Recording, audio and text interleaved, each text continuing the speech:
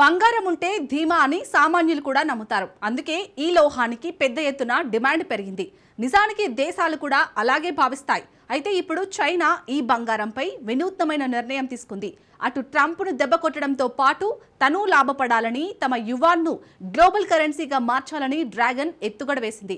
ఇప్పటి వరకు చైనాకు గోల్డ్ ట్రేడింగ్కి షాంఘై ఎక్స్చేంజ్ మాత్రమే ఉండేది. ఇప్పుడు చైనా బయట కూడా బంగారం వ్యాపారాన్ని ప్రారంభిస్తుంది. అయితే చైనా నగలను విక్రయిస్తుందనుకుంటే పొరపాటే. ఇది కూడా స్టాక్ ఎక్స్చేంజ్ లాంటిదే. ఇందులో పెట్టుబడులు పెట్టొచ్చు లేదా బంగారమే పెట్టొచ్చు. వాటికి నగదు కావాలన్నా ఇస్తుంది, లేదంటే బంగారమైనా ఇస్తుంది. అసలు చైనా కొత్త గోల్డ్ ఎక్స్చేంజ్ చైనాకు అవసరమా?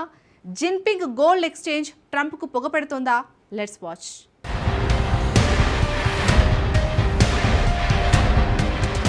అమెరికా డాలర్ను యువాన్ కట్టడి చేస్తుందా?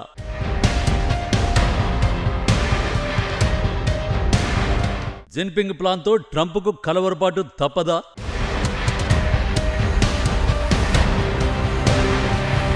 చైనా ఎందుకు బంగారంపై గేమ్ ఆడుతోంది?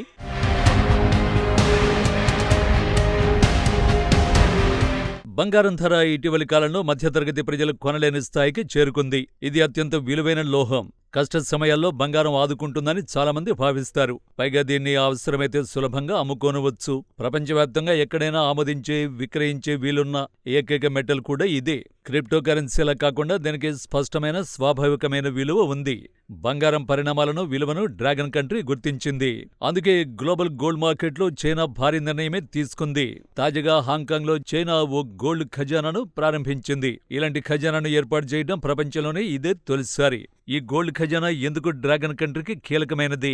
ఎందుకు దీని గురించి ప్రపంచం చర్చించుకుంటోంది? కమ్యూనిస్ట్ కంట్రీలో భారీ గోల్డ్ ఎక్స్చేంజ్ ఉంది. దీన్నే షాంఘై గోల్డ్ ఎక్స్చేంజ్ అంటారు. ఇది జస్ట్ లైక్ స్టాక్ ఎక్స్చేంజ్. అయితే షాంఘై గోల్డ్ ఎక్స్చేంజ్ లో స్టాక్స్ కు బదులుగా గోల్డ్ ను ఉపయోగిస్తారు.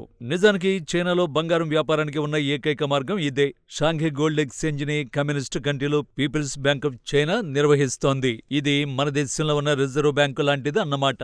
ఇప్పటి వరకు చైనాలో మాత్రమే షాంఘై గోల్డ్ ఎక్స్చేంజ్ బంగారం వ్యాపారాన్ని నిర్వహించేది. ఇప్పుడు చైనా గోల్డ్ ట్రేడ్ విస్తరిస్తోంది. ఈసారి చైనా వెలుపల కూడా బంగారం వ్యాపారం నిర్వహించేందుకు సమాయత్తమైంది.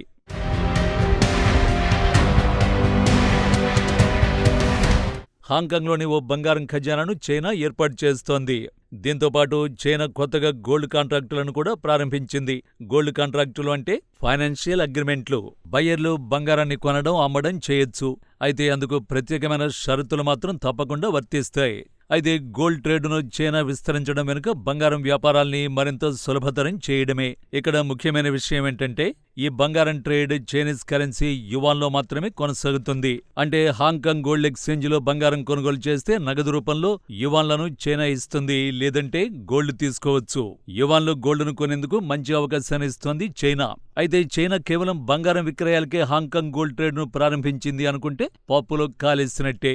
అమెరికా అధ్యక్షుడు ట్రంప్ చెరెత్తిపోయేలా, మంట పుట్టించేలా డ్రాగన్ అధ్యక్షుడు జిన్పింగ్ ప్లాన్ వేశాడు. ప్రపంచ రిజర్వ్ కరెన్సీగా ఉన్న డాలర్ డామినెన్స్ ను సవాల్ చేయడానికి కమ్యూనిస్టు బాసు పావులు కదుపుతున్నాడు. ఎందుకంటే ప్రస్తుతం ప్రపంచవ్యాప్తంగా బంగారం ట్రేడ్ చాలా వరకు గ్రీన్ బ్యాక్ లోనే సాగుతోంది. గ్రీన్ బ్యాక్ అంటే American currency. America civil war తర్వాత ఆ దేశ కరెన్సీని పచ్చ రంగులో ముద్రిస్తున్నారు. అందుకే అమెరికా కరెన్సీని గ్రీన్ బ్యాక్ అని కూడా పిలుస్తారు. చాలా వరకు గోల్డ్ వ్యాపారం న్యూయార్క్ నుంచి లేదా లండన్ నుంచి సాగుతుంది.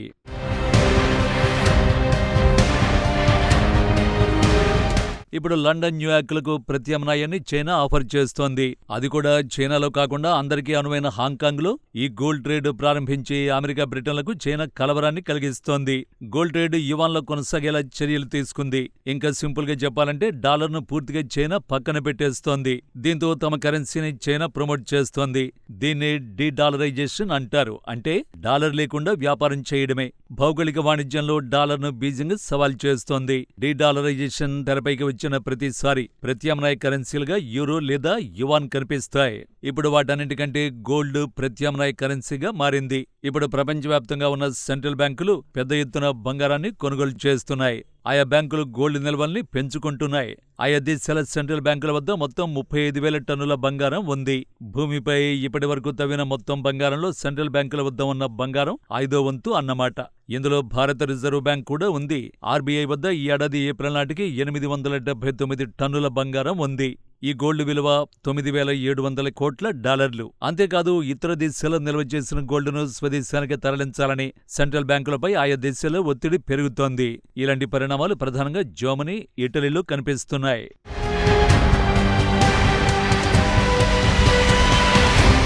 ప్రపంచంలోనే ఎక్కువ గోల్డ్ నిల్వలు ఉన్న దేశాల్లో వరుసగా 2-3 స్థానాల్లో జర్మనీ, ఇటలీ నిలుస్తున్నాయి. వాస్తవానికి ఈ 2 దేశాల గోల్డ్ నిల్వలు కొంత భాగం అమెరికాలో ఉన్నాయి. అగ్రదేశంలో నిల్వ ఉన్న జర్మనీ, ఇటలీ బంగారం విలువ $24,500 కోట్ల తెలుస్తోంది. ఇప్పుడు ఆ గోల్డును స్వదేశాలకు తీసుకురావాలని ఆ 2 దేశాల్లో ఒత్తిడి పెరుగుతోంది. ఈ డిమాండ్కు కారణం ఏమిటి?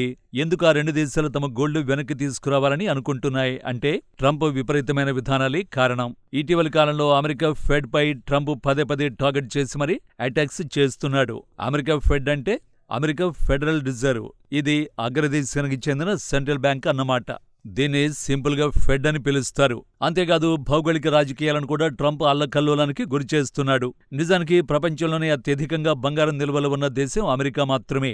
ఇప్పుడు ఇతర సెంట్రల్ బ్యాంకులు కూడా గోల్డును పెద్ద ఎత్తున కొనేసి నిల్వ చేసుకుంటున్నాయి. ఇటీవలి కాలంలో 75 సెంట్రల్ బ్యాంకులు ఓ సర్వేలో పాల్గొన్నాయి.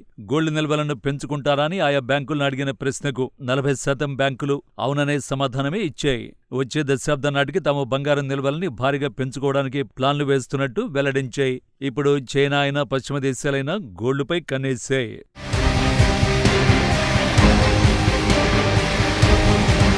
చైనా ఎందుకు గోల్డ్ ట్రేడ్ను సీరియస్గా తీసుకుంటోంది? అంతర్జాతీయంగా రాజకీయాలు రోజురోజుకు ఉద్రిక్తంగా మారుతున్నాయి. ప్రధానంగా ఉక్రెయిన్ యుద్ధంతోనే ఆందోళనలు పెరుగుతున్నాయి. ఉక్రెయిన్పై రష్యా దాడులు ప్రారంభించగానే మాస్కో నిధులను పశ్చిమ దేశాలు బ్లాక్ చేశాయి. ప్రత్యేకించి రష్యా ఆస్తుల్ని పూర్తిగా స్తంభింపజేశాయి. ఈ ఆస్తులన్నీ పాశ్చాత్య దేశాల్లోని సంస్థల్లో ఉన్నాయి. సుమారు $30,000 కోట్ల విలువైన రష్యన్ సంపదను అమెరికా మిత్రదేశాలు బ్లాక్ చేశాయి. అవన్నీ మాస్కో విదేశీ మార్క నిధులే కావడం విశేషం. ఆయా దేశాల్లోని సొంత నిధులను కూడా క్రెమ్లిన్ వాడుకోవడానికి అవకాశం లేకుండా పోయింది. నిజానికి ఈ నిధుల్ని ఉక్రెయిన్కి ఇవ్వాలని పశ్చిమ దేశాలు చర్చలు కూడా జరుపుతున్నాయి. కొన్ని దేశాలు అభ్యంతరం చెప్పడంతో ఆ ప్రతిపాదన ఆగిపోయింది. ఈ పరిణామాలే డ్రాగన్ కంట్రీని ఉలికిపాటుకు గురిచేశాయని చెప్పాలి. నిజానికి తైవాన్ను సొంతం చేసుకోవాలని చైనా ఎప్పటినుంచో ప్లాన్లు వేసుకుంది. ఒకవేళ తైవాన్పై దాడి చేస్తే తమకు కూడా ఇలాంటి పరిస్థితి దాపురిస్తుందని డ్రాగన్ అంచనా వేసింది. పశ్చిమ దేశాల ఆర్థిక సంస్థలో తమ నిధులు ఉంటే ఎప్పటికైనా డేంజరేనని చైనా భావిస్తోంది. అందుకే డ్రాగన్ కంట్రీ ముందే అప్రమత్తమవుతోంది. బంగారాన్ని భారీగా కొనుగోలు చేసే వ్యూహానికి తెరతీసింది. ఆయా దేశాల్లో ఉన్న తమ పెట్టుబడులను బంగారం కొనుగోళ్లకు చైనా మళ్లిస్తోంది. బంగారం ఉంటే బీమా లాంటిదని ధీమాగా ఉండొచ్చని బీజింగ్ భావిస్తోంది.